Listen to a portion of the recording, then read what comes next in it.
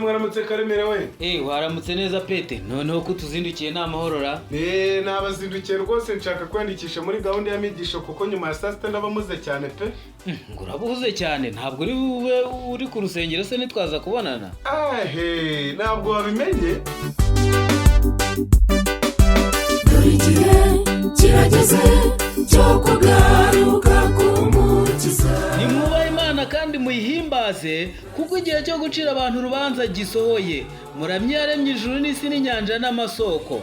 Korali Jehovanis yo mu ntara y'Amatimba ku itoro rya Kagitumba yabateguriye igitaramo cyo gushima Imana ni kuri iyi Sabato tariki 30 Ukuboza 2023 isaa 8 z'amanywa. Muri icyo gitaramo kandi mukazaba muri kumwe na korali mukunda cyane. Iki ni cyo gihe family choir ya Mimuri. Muzataramana kandi na korali y'abana bato Kagitumba Friend of Jesus.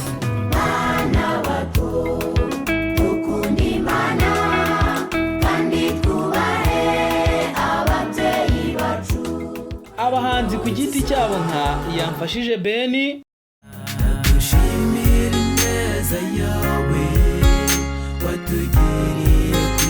Ningabire Theoneste, gihe cyarageze numva nuje umutima nibuka ko umukunzi wanjye Yesu yagiye mu ijuru, hamwe n'umuhanzikazi Muhawe n'Imana Oliva.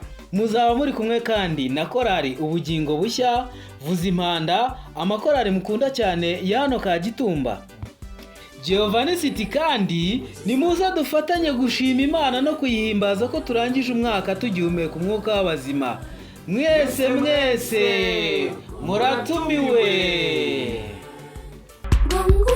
Tuzaririmba indirimbo ya Mose tumaze kwa Mukayaragani hakurya y'inyanja y'ibirahure tuzahakora